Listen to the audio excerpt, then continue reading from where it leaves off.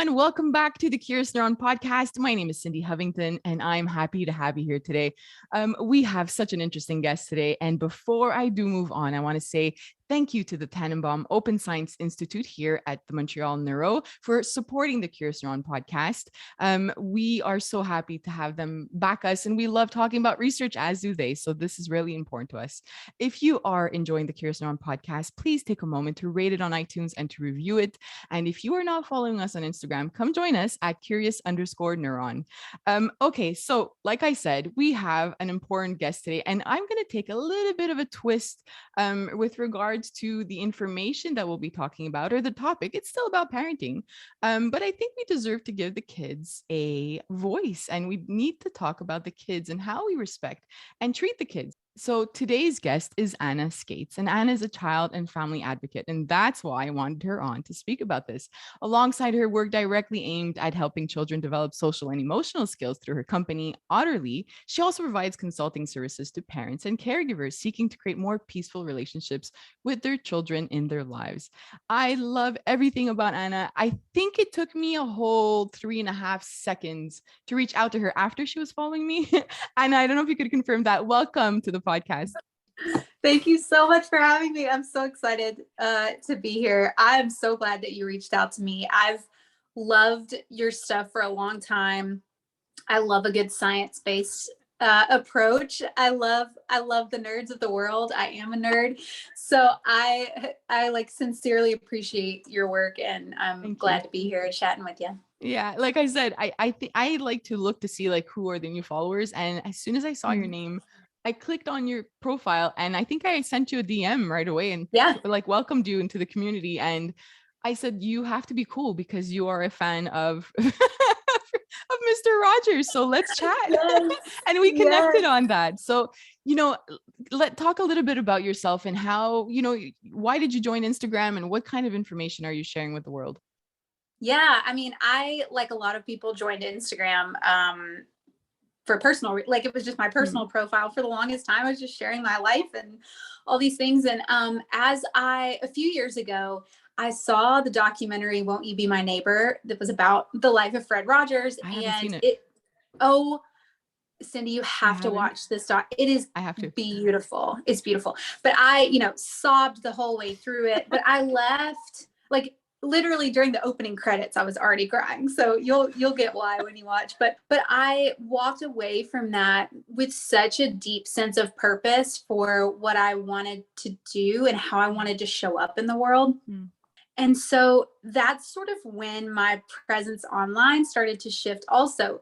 And it took a while to find the people that wanted to hear what I was saying, because so many of the people that I was connected to were just like friends from high school and family members. They just wanted to see pictures of my dogs. And I wanted to really talk about how to respect children, how to actually see them as valuable members, not only of your family, but of the world, of society.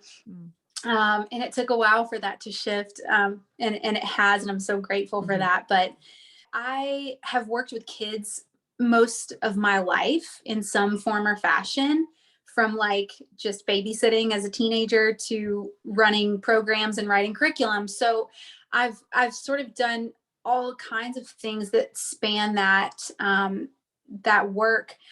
And so then my approach to my work now, of a lot of which is coaching parents, really does come from a kid first angle, because I just so deeply love them and I see them and like they are my people, So that's always kind of the angle that I come from. So I'm really glad that we're kind of utilizing that today and coming from that lens. I think it's so important for us to take that angle, because even when it comes to parenting, we can give as much as, all this advice and read all these books and these studies. But in the end, every child is so different and unique. And we need to really take time to get to know our child, even if they're a baby, get to know what their interests are and get to know what their strengths are and where they need more support. And that's why I think this is such an important conversation, because I think also in society, sometimes there's certain language around children, and I kind of,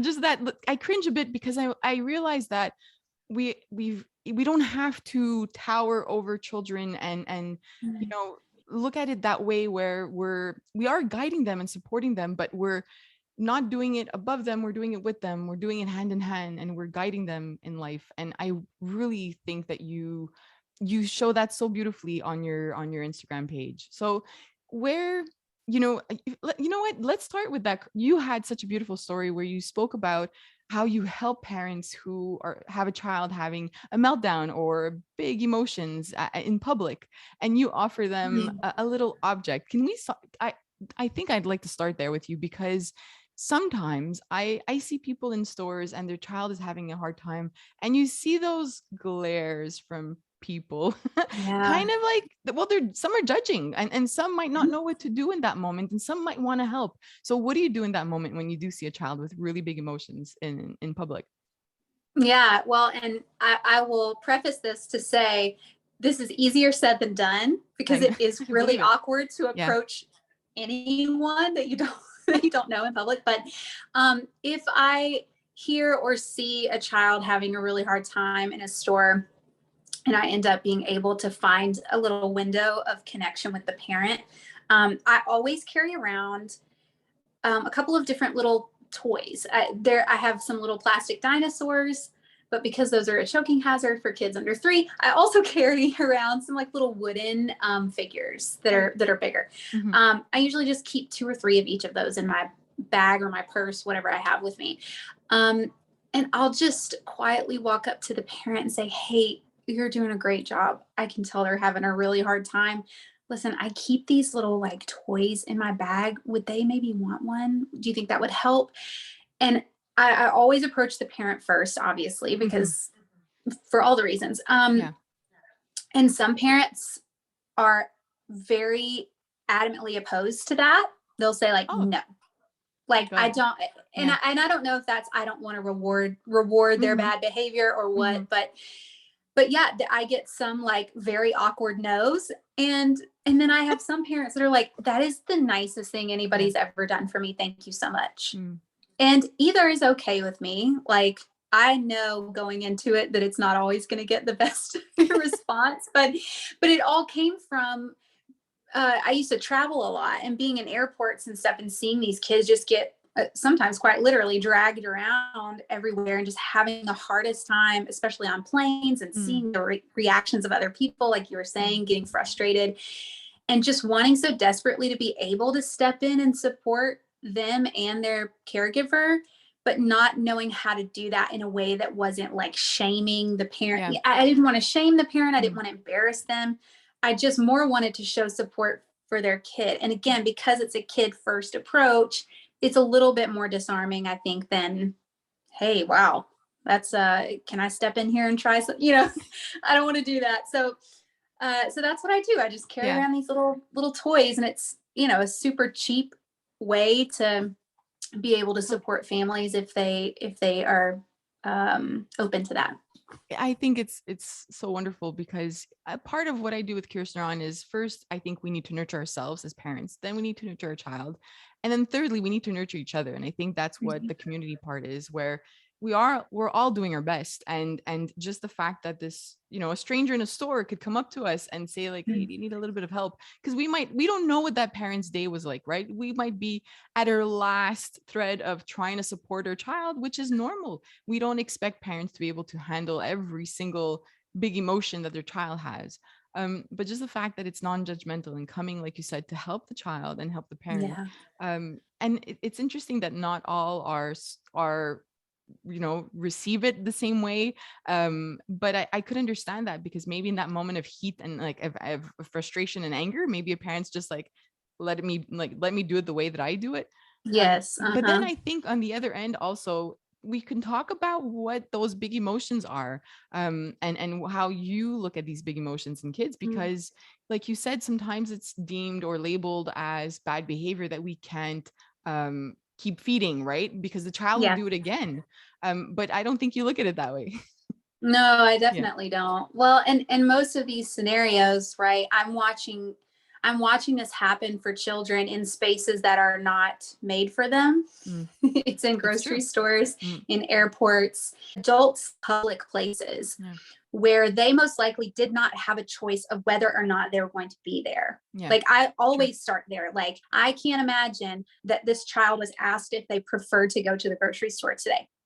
And that's okay. Like you can't always do that. I get it. I'm always seeing the child and sort of coming from that assumption that like they probably don't want to be here and they probably didn't get asked whether or not they wanted to be here. Yeah.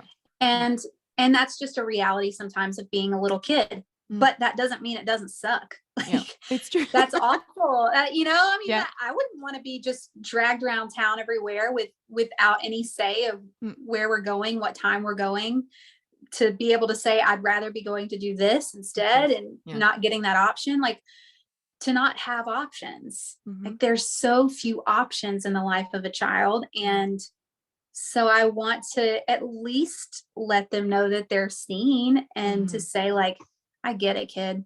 Sucks. Yeah. It sucks to be here when you didn't ask to be here, but here's something to make it a little more enjoyable. That's all. That's all it is, you know, but that's always the perspective I'm coming from. Yeah. And I think you touched a lot on what research says, where a child has to feel seen. And then the parenting style of, you know, having these limits and boundaries, but also showing the sensitivity and the empathy towards your child. And, you know, if you have to go to the airport or you have to be somewhere at a certain time, of course we need to leave the house.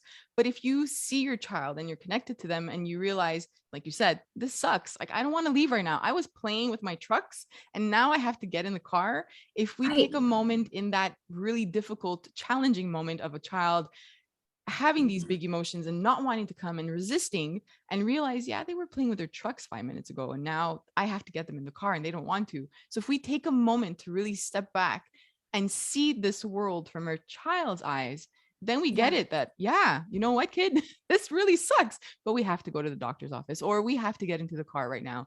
And that's what I think I really hope parents can get from this episode is just understanding if we take a second to be in their shoes, we'll get it. Yeah. It's not a fun world.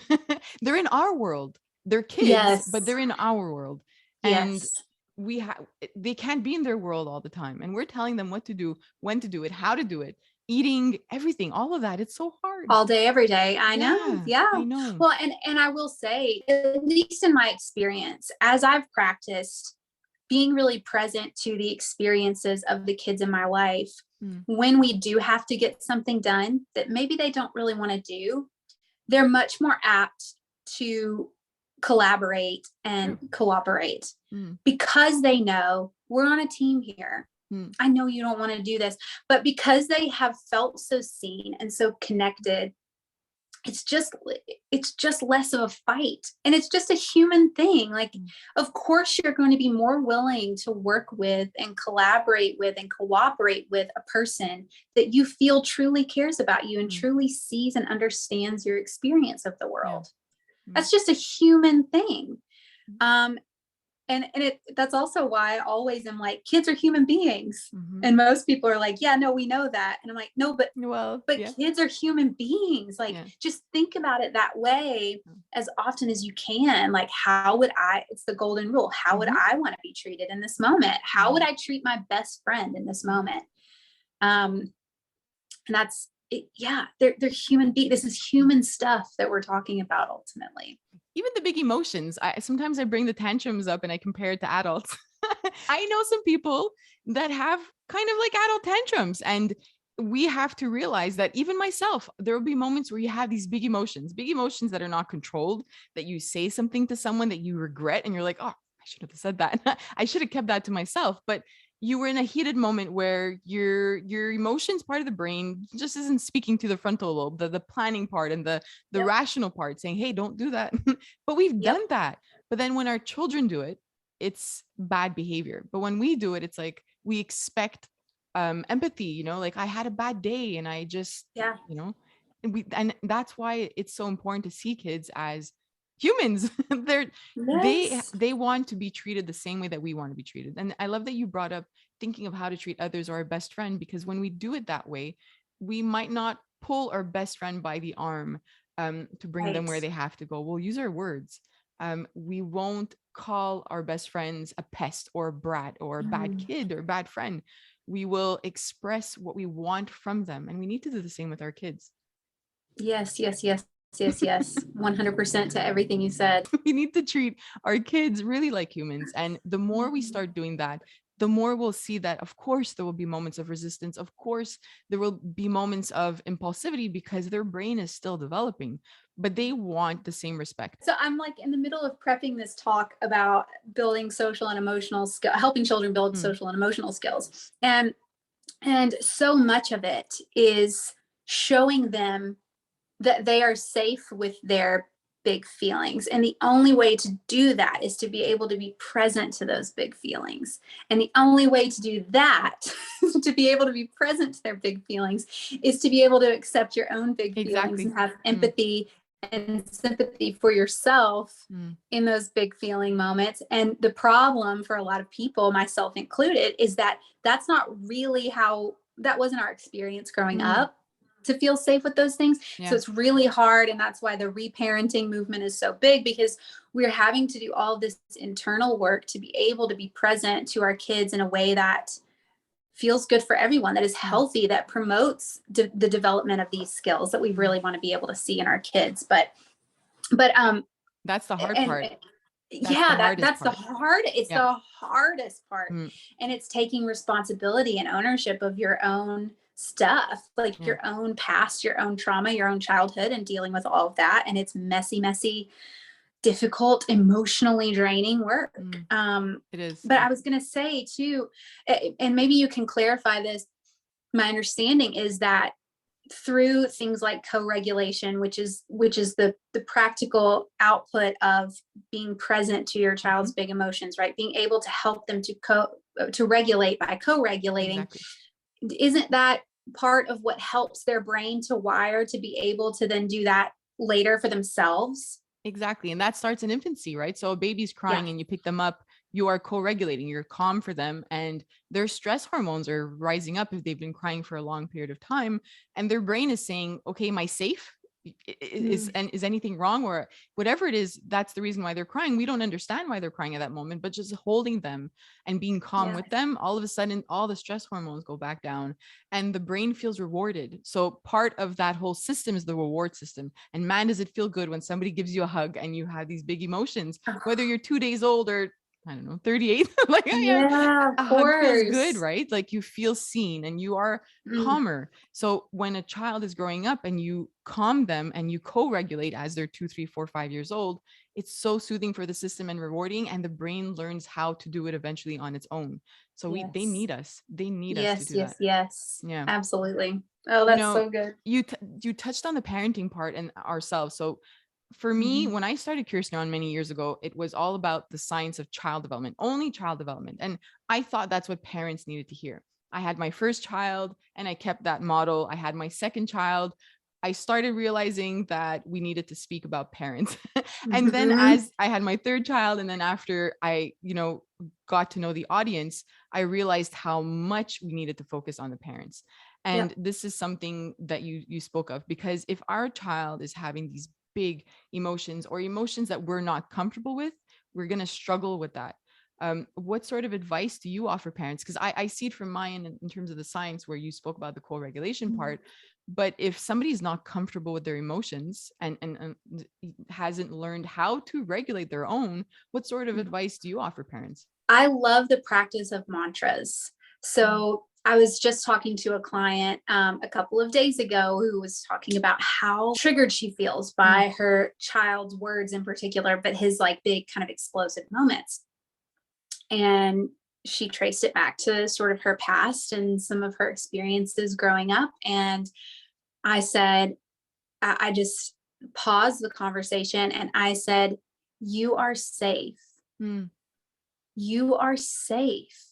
So to repeat that, something like that, to find a mantra that helps bring you back to a grounded state of knowing that you are capable and that you are safe.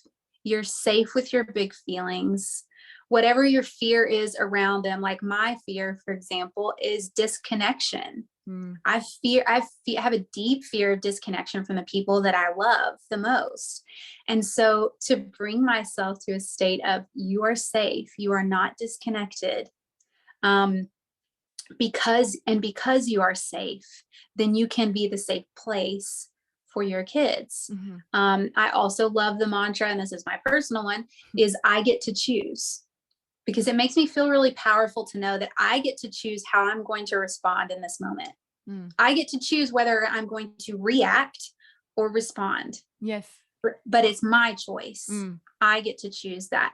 And what's great about that is that on the days where I lose sight of my own ability to choose in those moments, I get to start the next day over fresh, because every day is a whole new set of choices. So, all right, cool. Well, yesterday I did not choose that. Don't love that. And it also allows me to stay in a mode of responsibility for myself too. I don't get to blame it on other people. I chose to respond that way. So, okay, how am I going to choose to live out my life today? How am I going to choose to show up in the world for my kids, for my partner? And that's a powerful one for me, because using my voice has been a struggle for me. So, so when kids use their voice, it's often very triggering for me. And so to remind myself that your voice matters, you get to choose how you show up in the world, is really helpful for me. So the practical tool of mantras, and like saying it every day, every morning, every night, just so that it's always sort of in the forefront of your mind. You start your day with that knowing, and you end your day with that reminder. I love that. I had never looked at it that way in terms of mantras, but saying the safe part is something I had learned through therapy, that just by saying that to yourself, our big emotions and reactions is our brain going into like fight or flight. And depending on what our childhood looked like, if there's trauma, and even if there isn't trauma, but some sort of adversity or something that happened that maybe led to a stress system developing a little differently, then a moment of like loud noises even, or your child acting a certain way or saying certain things to you, or something that happened before that brought your stress system a little higher and you don't even realize, then your child drops a glass of milk and you lose it. But it's because you might have had an argument with someone before and you didn't feel seen, and that was your trigger point. But then this was your over the edge point, right, with the spilled milk. But the more we take time to think about what happened, or do the work in terms of what happened in our past, we'll respond a lot better with our kids. With regard to the mantra, I've never used that, but I tell parents to create a space between their child's action and their reaction. And having a mantra in that space is perfect, because you have time to think, to remind yourself that you're safe, like you said, and then respond. Like, I love the one about choice, because you do have a choice in how you react. It's like the book, What Would Danny Do? Have you seen that one? It's for early elementary school. I would say 4 years or 5 years old and older. But what would Danny do? It's you choose throughout his day. So for example, his brother uses his favorite plate, and he could, it says like, what would Danny do? And there are two choices. He could either get mad and like toss his brother's plate to the floor and the pancakes are all over the place, or he could accept it and say, you know what, tomorrow I'll have it. So you choose the page, and then that changes the path of the story depending on what happens. My kids, they like to also make him do the things that you wouldn't want him to, like the opposite, right? So they'd like to see that, but then they also realize that you do have a choice. So we're teaching that to our kids, but we have to realize that the same thing applies to us. I love that. That actually reminded me of when I was a kid. My great grandparents lived near the beach, and we would go down there every summer, multiple times a summer. And my favorite thing to do while I was at their house was, my great grandmother had this collection of old like novels and stuff, most of which were like dirty romance novels. But she had like a handful of choose your own adventure books that are what you're saying. They're, these chapter books, but you get to, at the end of every chapter, choose kind of where it goes, or they're broken up into sections. But I loved those books. And now I'm in my head thinking like, is there some sort of positive feeling that gave me, that now the idea of choice is really anyway, I just made a random connection to a memory of my childhood that I haven't thought about in years. And oh, that makes me happy. Okay. I love that, but even going back to our childhood and the work, for myself, something that the way that we are, and even the way that we parent, we have to put thought into what our past look like. And for myself, what's interesting is I've joined something called Groups. It's this online platform, and you're like a group of 10 people and you chat about a certain topic, whether it's relationships or self-care or parenting. And I've been really enjoying these because sometimes you start realizing, oh yeah, that applies to this or this applies to that. And it's led by an expert or a therapist. They're guiding the conversation and your thoughts.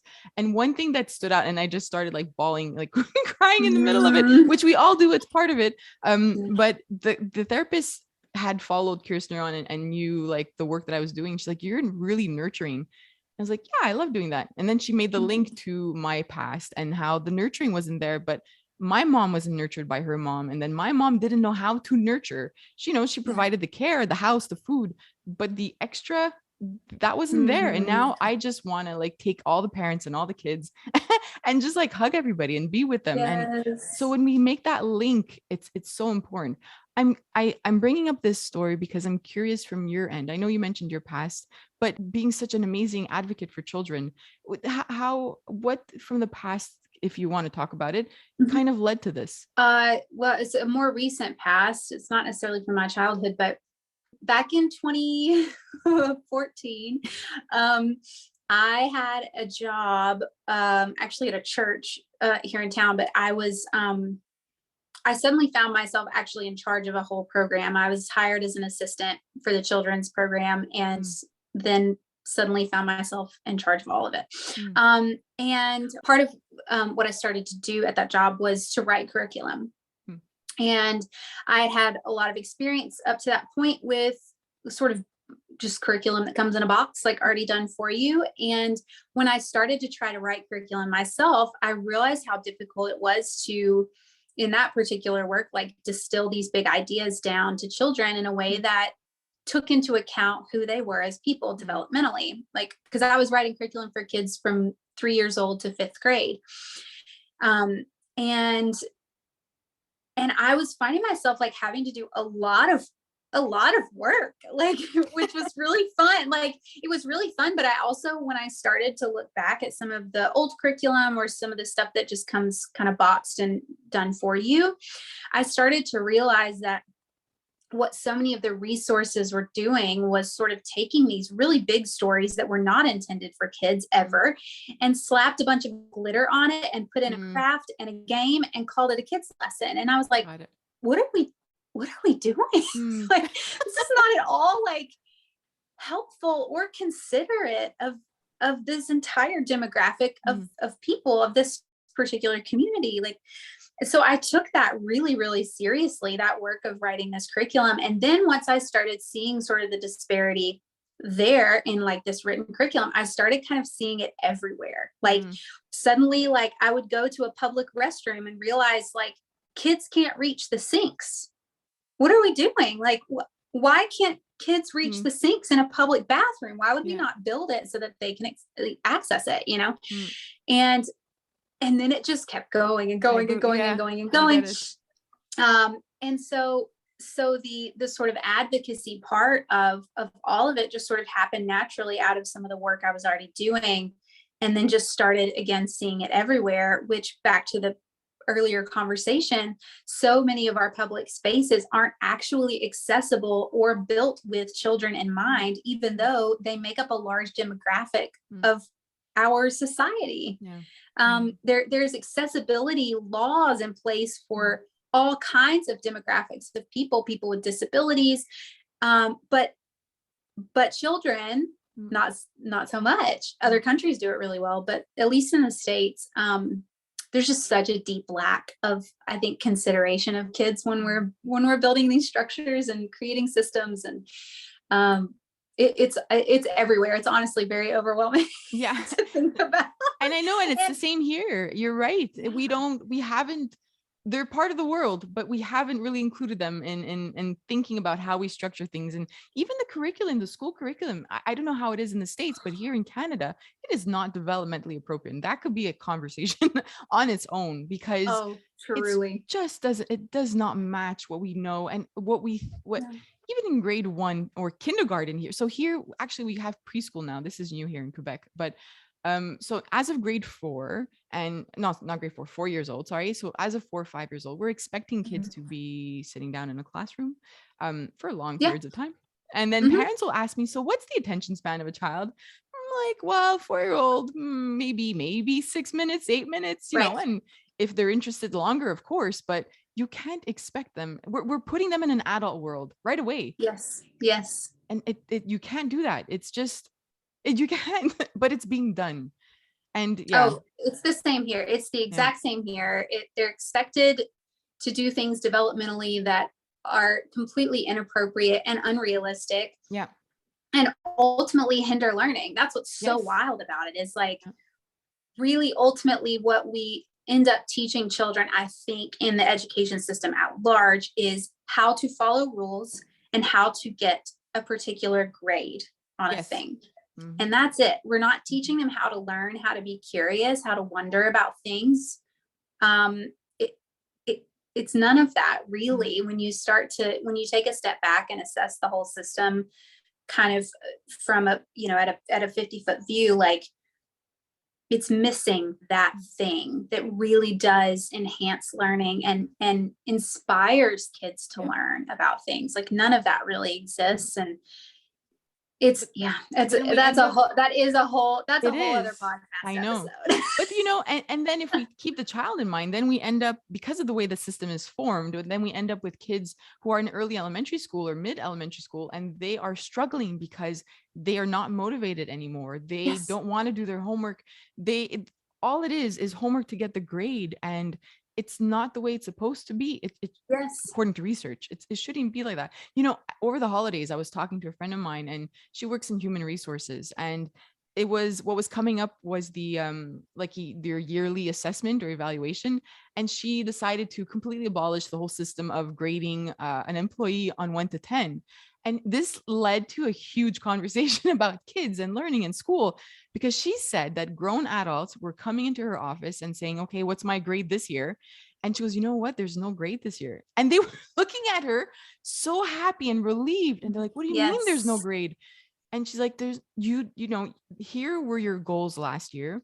You reached or met these goals, and these ones you didn't. How can I support you? Blown away. The adults are blown away.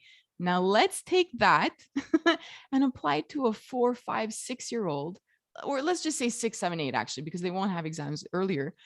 But a young child who is just leaving the world of play, and actually they're not leaving the world of play. Play has been taken away. That's enough. Yes. Let's talk about that after. Okay, let's remember that. But now they're sitting in the classroom, and they have to perform well every day, and they have to sit down, and they have to listen. And well, of course they have to listen, but I'm saying for long periods of time. And then they're getting a grade, and then they're being told they're not good enough. But adults respond so well to it. So why aren't we changing the school system so that kids are learning more in terms of, here's where you did well on, and here's where you need support. How about we do that with parenting? How about we do that with everything for our kids? I don't know. It's so hard because I'm actually reading Alfie Kohn's Punished by Rewards right now. So this is very on topic for me right now. But yeah, I mean, the problem, the challenge is that the entire world is set up on a reward system. Like everywhere you look, it's, if you do this, you'll get this. Like, we'll reward you with this. We'll treat you with this. Like, it's everywhere. So it feels like sometimes such just swimming against the tide, such an uphill battle to try to sort of get that message across, at the very least to parents and families and caregivers, to say, like, this doesn't actually benefit your child in the way that you think that it does. It also leads to, at least in Permission to Feel by Mark Brackett. Have you read that book? No, I haven't. Oh my gosh. I'm so good. Down. Permission to Feel. Yes. Highly recommend this book. But he has done the work actually to go into schools to help implement a social emotional learning curriculum, or sort of guide to how they're operating within their classroom. It's been like transformational in some of these schools. But he talks about how the research shows that the longer children are in a traditional education system, the lower their levels of social and emotional health. like it affects more than just learning. It affects everything about who they are as people. And if you think about it, they're in school for 8+ hours a day, and constantly being told what to think, how to learn, what they're worth based on their grades, right? Like literally numbering them, giving them numbers to value their work and to value their minds. And I could go on and on forever about that, Cindy, but it's not healthy ultimately for our kids to be operating within a system of punishments and rewards like that. And it certainly doesn't help their learning. And even with young kids, when it comes to behavior, with what we know and what we try to educate parents on and educators, you know, especially with something like sensory sensitivity. I have another friend of mine who has a child with these sensitivities, and you know, the other day the child hit another child in a gymnasium, but they were in snowsuits and they had been there for a very long time, so the child was very hot. And then another child got in this particular child's face, and he had no more words left to use because he was overheated, he was overwhelmed. The lights from the gymnasium were too strong, and he used his body, and he pushed or shoved or hit the other child, and he got in trouble. He was called a bad kid by a teacher. And luckily the principal came in, everybody left to go play outside, and the principal, she turned the lights off, and she knew of his sensitivities. And that comes back to everything that you talk about. If we can just take a moment to understand that child, because he came home and said, "Mommy, why am I bad?" He's not bad. And we need to change that language. That mom knows, but now it's been done. He has a label. We cannot label kids as shy or bad or brats or whatever it is. It's not going to help them in any way. Well, and it ultimately doesn't help us. It doesn't make our lives easier either, because none of those labels require any curiosity about who that other person is. It's a way for you to categorize another person so that you don't have to think about why it is that they do X, Y, and Z. You just get to say, I don't like it, and put them in a category, and basically just throw up your hands and say, nothing I can do about it. They're just a bad kid. But all that does is pull yourself out of a space of having to be responsible to truly care for them and truly see them as another person, and takes yourself out of a role of responsibility to actually make some shifts and changes to be able to work with that other person. And again, it's just another person. Like, it's just another person with particularities, with other wiring in their brain or whatever. It's just another person. Like, they're just a person. And it's, I don't know. I say that and I keep thinking like, it's just that simple. And I know that it's not just that simple, but it is in some ways. Like, they're just a person. And curiosity, I love that your presence on social media is all around curiosity. Like, that is the key to everything. It is the key to knowing your child. It is the key to finding solutions that work for your child, so that you're not constantly in this mode of being annoyed that they're a bad kid or shy or whatever. Like, you don't actually have to feel that way, but you do have to get curious so that you can find different solutions and different ways of seeing them. And that's work. And is that where you would say the shift has to happen right now in society with parenting? Is it just the work on us, or is there more to be able to shift so that we could really see? And I know it's weird to say this, that we could see children as human. We know that, but we're not implementing it in the way that the world functions and the way that we're parenting. So where should the shift begin, or what do you think is first? Yeah, I think, given that parents are their child's first friend, first mentor, first example of everything, I do think that it has to start there. I think that it is best and makes the most sense for it to start at home. So whether you're a parent or a grandparent or a step parent or whatever, for the children in your life, it matters for you to do this work for yourself so that you can show up not only in a way that serves them best, but also like in a way that's actually true to who you are and your capacity as a human to show empathy and to be safe with your own feelings so that you can be a support for others. Like, this is not just work so that you can be a better mom or be a better grandma. Like, this is work so that you can be a more conscious, healthy human at the end of the day. Like, this is self-work, it's self-care. It just happens to also benefit literally everyone else in your life, including your kids. And to show them like that it matters to work on yourself, to show them that there's so much value in being self-reflective. Like, isn't that what we want for kids, to be empathetic and self-reflective people who are conscious of how they show up in the world? Isn't that what we hope for? Because that affects everything. So then let's do that ourselves, because you can only teach what you are. Sometimes parents ask how to develop resilience in their kids, but that's where it'll come, right? If we continue to show them that we might have had a bad moment, but here's a conversation we're having around it. Or, I'm struggling with this, here's the conversation around that. And here's how I'm growing from it. This is what I'm working on myself. That's what will lead to that resilience in your child, because you modeled it to them. You showed them that not everything is easy, and that you'll have behaviors and experiences that you have to work on, but you need to be open about that with them. And it doesn't matter if they're young, they understand. Yes. Well, and in Permission to Feel by Dr. Mark Brackett, he talks about the idea of resilience, and resilience isn't going through a hard time and getting through it. It is being supported while you are going through a hard time. And so, back to our conversation, in order to be a support for your child in a hard time, you have to have done this work to be able to be present to them. It's co-regulation. It's making space for those big feelings. When your child is having a hard time, the way to build their resilience is to support them in that, because it builds the wiring in their brain to be able to support themselves in the future. It literally does. It's all so connected, but resilience is not, oh, kids are tough, they'll get through it. It's kids are having a tough time. I want to be there as a support for them as they experience this. I think Dr. Bruce Perry mentions that. So you talked about resilience, and like, kids are resilient, they'll get through this tough time.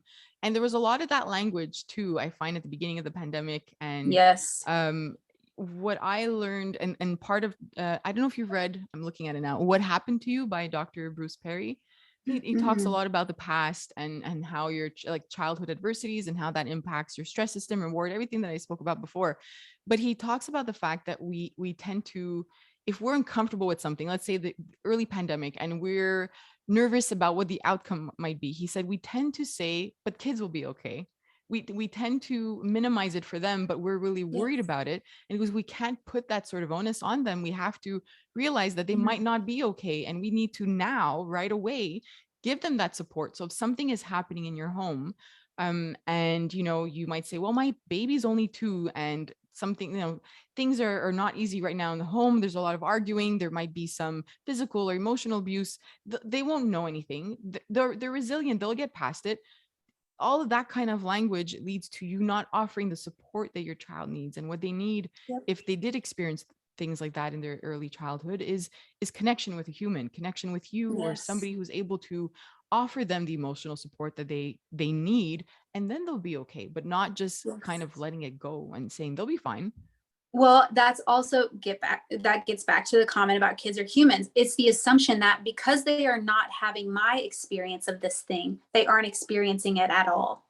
But they are a person having that experience. Like, they are still a human being in this world that is in lockdown. And like, the difference is that they don't have the language to be able to articulate what they're feeling in the midst of it. They don't have people who see their struggle. Like, how much worse of an experience is that, as opposed to us, who can call up our friend and be like, man, this is stressing me out. I am overwhelmed. I am sad. I'm depressed. I'm whatever.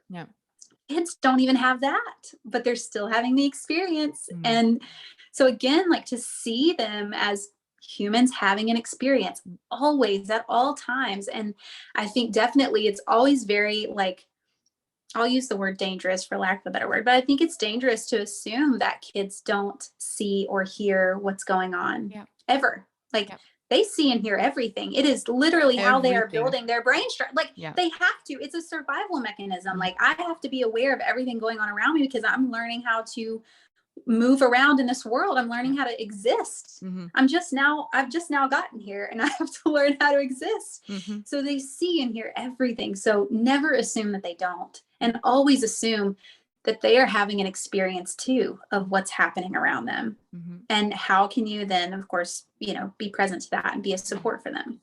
And that's when it also comes back to us, right? Because if we're not comfortable bringing up a certain conversation, if something happened to them at school and we don't know what to say to them, or we don't know how to approach it, then we kind of avoid it. And we're like, yeah, they'll be fine. It doesn't matter that somebody called them a bad name or that the teacher said he's a bad kid.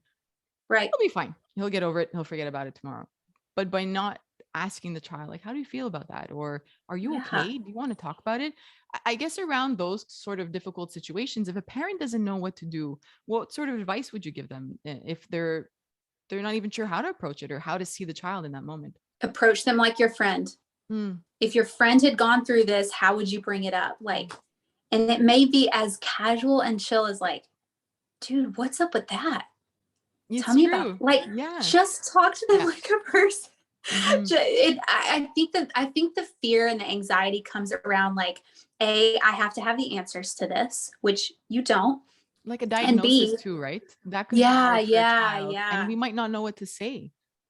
And that's okay. Man, but if your friend were having a hard time, if your friend had experienced whatever it is, what would you say to your friend? Are you okay? What can I do? What do you need? And again, they may not even be able to tell you, but I think that you being present to it matters. It's better than not bringing it up at all. But yeah, if you're worried about it, if you're nervous about the conversation, I feel this too, because I worry that it's going to cause conflict and that means that we're going to be disconnected. So I have to know that in myself and say, I'm safe, and then approach it like a pal. I'm safe. I'm okay. I didn't have this experience. You did. So I'm just going to come to be with you. I don't have to take on all of your feelings. Your feelings are yours. And that's okay, because I'm safe in mine and I can be present to yours. But to approach them like a friend, just try that and see if that shifts the feeling inside of you, because there's no pressure anymore to diagnose or have the right answer or response, to just be there for your friend. What sort of advice would you give a parent who's been listening to this conversation and say okay, you know what? I think I'm realizing now through this conversation that I wasn't really seeing my child from their world and seeing what they needed from me. What are the first steps now? I know that it's going to be working on yourself, but what sort of language are you hoping that they take on with their child, or any tips that you offer parents? Yeah, I mean, I do think, practically speaking, finding yourself a mantra, a phrase, something that you can keep in front of you and say to yourself every morning and every night that helps bring you back to this perspective, this mindset of seeing your child as a person. So that might be something like, I am safe, or I get to choose, which puts yourself in that position of remembering nope, okay, I'm good. I can be present to my child. Or maybe it's something specifically about your child. So-and-so is a person having an experience. Maybe that's what your mantra is. Whatever it is that you need to bring yourself back to that mindset. Great. Do that practically. And then I would say practice curiosity. Before you respond, before you react, take a breath. Physically Literally take a breath. Yes. Just, if you feel yourself starting to say something, stop, take a breath, and then just get curious first. And I don't mean ask your kid, why did you do that? I mean, ask yourself, why did they do that? What's happening around here that would have caused that to happen? What's happening with them that might have caused that to happen? Just take a beat and get really curious about your own reaction and about what has just happened. But those two practices, I think, having a mantra that you can say to yourself and keep in front of you, and the practice of taking a beat, just literally stopping and not saying a word is so powerful. Hard, but it's so hard. Yes. Practice it in moments that aren't super triggering, that aren't that don't have your amygdala firing so hard. If your kid is just eating their green beans really slowly, maybe just instead of hey, can you hurry it up? In that moment where you're not so triggered, maybe why am I so insistent on them hurrying up? Like I feel them wanting to rush. Why do I want that? In the moments that aren't so difficult for now, try it then so that you get some practice in, so that when they are triggering, you have that under your belt. You have those pathways started to carve out, and practice that. But that example that you just mentioned, even with the like, why am I stressing my child to hurry up? It might be because you're leaving and you have to go to work and you have something to do and it's on your brain, it's on your mind, or you want them to hurry up and eat dinner because you're tired and you want to relax at the end of the day. And that's okay. But when you're mindful of it and realizing that you're snapping and or saying things at your child and putting them in a situation of like, they're not seen and they don't feel like you understand that they just want to eat slowly today, but we're doing it because we want something else. We're not realizing. So taking that moment to really get in tune with ourselves, then we're able to say, I don't need to, I just said it. I'm sorry. You can take your time. It doesn't, you just wanted things to hurry up or move along more quickly. And that's okay. You're human. Yeah. Yes. And how beautiful to be aware of the things that you actually want for yourself. Yes, exactly. Because that's self-care. Then, yes, that is self-care, because then you start building maybe a different routine in your home to be able to meet that need. Exactly. Like, that's what I'm saying. Like when you get curious, all these other solutions start to present themselves that you would have never found otherwise, because you weren't wondering about why things are the way they are. You were just accepting it. It is the same as labeling a kid. It's throwing your hands up and saying, this is just the way that it is. But it's not. It doesn't actually have to be that way. And you get to choose. You get to, you are that powerful and that amazing and that capable. You get to choose everything. So yeah, I love that. I'm glad you brought that up. Yeah. I'm going to bring it to the other side before we end our conversation. The other side is, can you apply this everywhere? Can you, there's some parents that feel that authoritarian parenting where you're just really, we're there to tell them what the rules are and that's it. There's nothing more than that to parenting. It still exists. I posted about even physical punishment and spanking and all that this week. And it became a really big conversation on the platform. Because it's very present. And some people say, as long as you do it with love, then it's okay. So let's just flip the conversation a bit to the other side, to be in their shoes, these parents who feel that they were raised a certain way, and we don't need all this mumbo jumbo stuff of feeling the child and seeing them. We don't need that. My parents didn't raise me that way. What would we say to them to try to help them understand how important this is? I mean, honestly, I guess the best practice that is the biggest challenge for me. So you asking that question, I'm like, oh God. But that's real. It's my challenge as well. It's all of our challenges, because it doesn't matter what information I put out there. Even if it's research, I will get parents say, it doesn't matter that research shows that, physical punishment can lead to high possibilities of higher like instances of mental health or whatever it is, that there are negative consequences. It doesn't matter if I put research out there that says you need to be attuned and sensitive to your child's needs. There are groups of parents that feel that they're just going to continue it the way that they were raised and they turned out fine. Or there are groups of parents that within a couple, one understands that you have to see your child and the other one doesn't. And then the third group is our parents who are following what we spoke about today, but their in-laws or their parents want to continue the way that they parented. So there's a lot of headbutting around that as well, saying, why would you change the way we parented you? So I think it's really important that we finish the conversation that way, because even if we don't have an answer, maybe that's the answer to all this. But I always try to put myself in their shoes, and I can't come up with anything because I'm offering the research and I have nothing else to say. I want to show empathy, because maybe you think that's the only way to parent, but there's so much more out there, and your child needs you. They need to feel seen. I can't think of anything else but that, because I want to feel seen as an adult. Yes. Yeah. I think that at the end of the day, the best we can do is to show people what it looks like to do this work. So for the parent who's like, well, I spanked my kid and I turned out fine, I would want to practice what I preach and be very curious about why they're so insistent on doing this. And what is driving that dedication to continuing this way of parenting? Are they just so overwhelmed with everything else in their life that they don't have time? They don't feel they have the time or capacity to do this kind of work, because it is a lot of work. Mm-hmm. And maybe those are the people who actually recognize just how much work this is and are just saying they're not willing to do, they don't want to do it. And that's okay. Like that's a starting point. So, but I think just to get really curious about those people too, in the same way that you would with a kid, in the same way that you would with your own behavior, to be really curious about why they're so committed to that. And to also, like you said, as best you can, to show them empathy, or to just model what it looks like to have empathy for someone with a different view. Like, oh man, I am sorry that you had that experience growing up, but I'm glad that you feel good about yourself. Mm-hmm. Or how do you, I don't know. Or if they share some sort of experience where they did a thing and it worked, and see this way of parenting works. Like, wow, how did you feel after that? Yeah. And I think, and what's interesting is I bet they would not give the answer that they think they would give.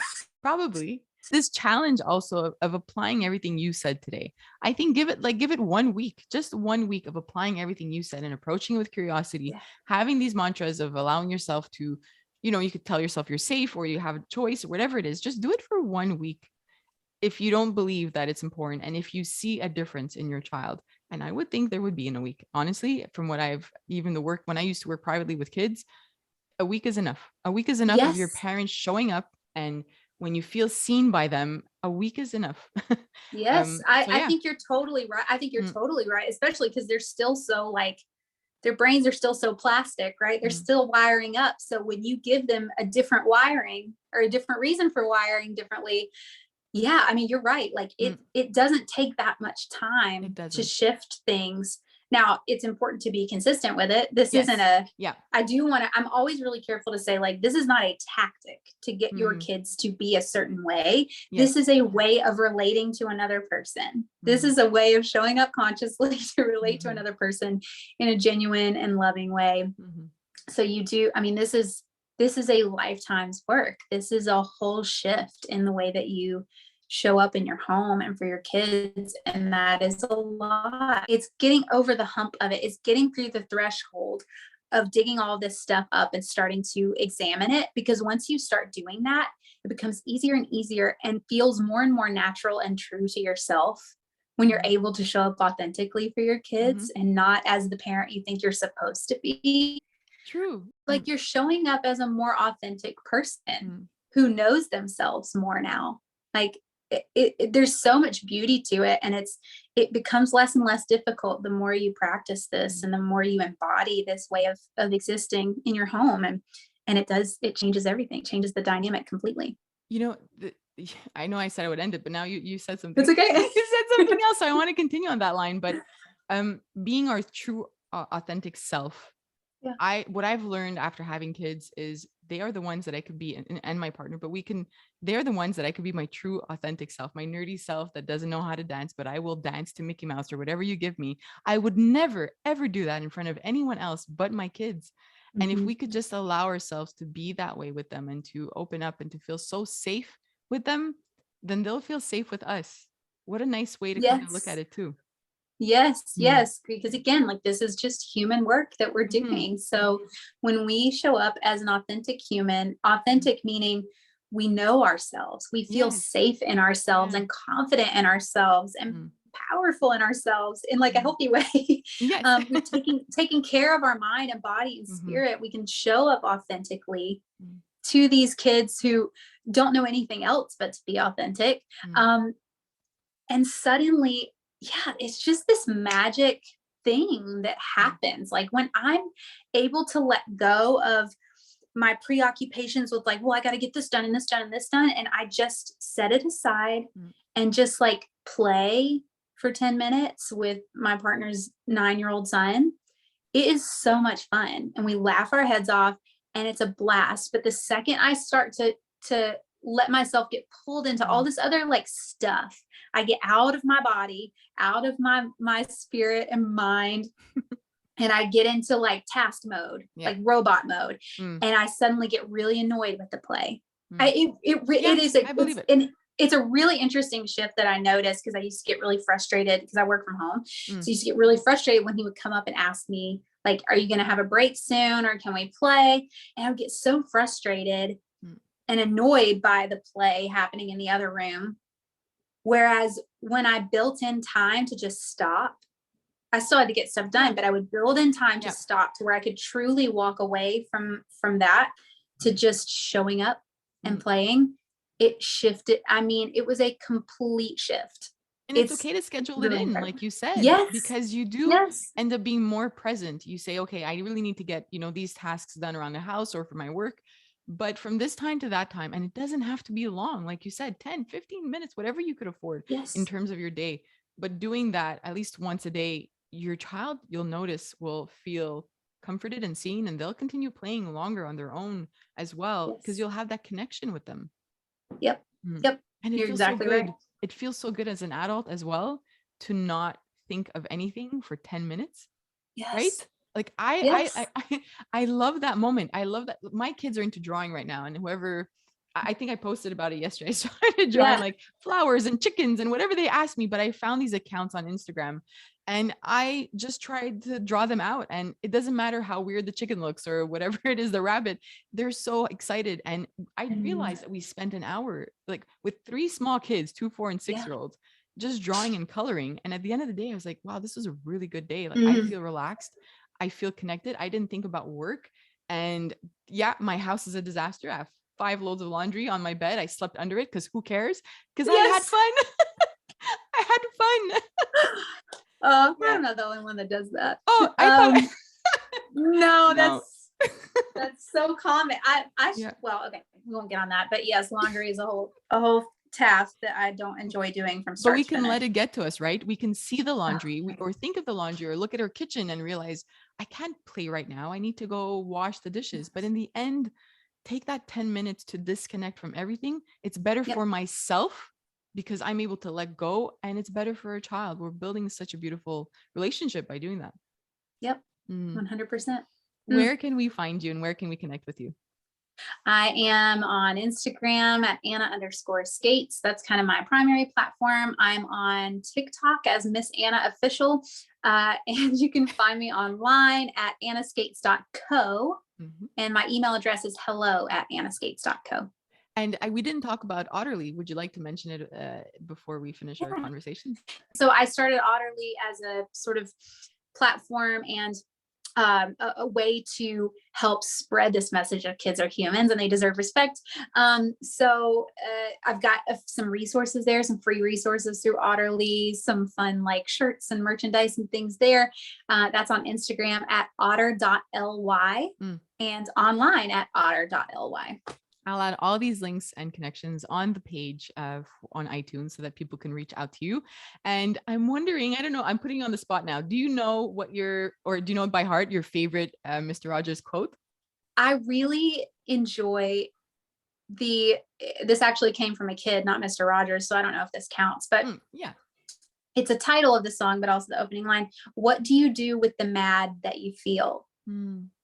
Which is such an interesting way to phrase that. And of course that came from a kid, but I love that because anger is an emotion. It's a secondary emotion, but it's an emotion that I struggle with. I bottle up a lot of things and then it comes out as this sort of ragey anger kind of moment. And I so appreciate that question. What do you do with the mad that you feel? Because it gets back to my mantra of I get to choose. Yes. I get to choose what I do with the mad that I feel. I can let it guide me into action or I can let it overtake me, but I get to choose. What will you do with the mad that you feel? I love that. I love it. Let's end with that. Thank you so much for joining me. I want to have another conversation with you at some point. I can't wait to have it again. I would love to do that. That'd be awesome. Thank you to everyone for listening to the Curious Neuron podcast. Please take a moment to leave a rating and a review, and I'll see you next time. Bye.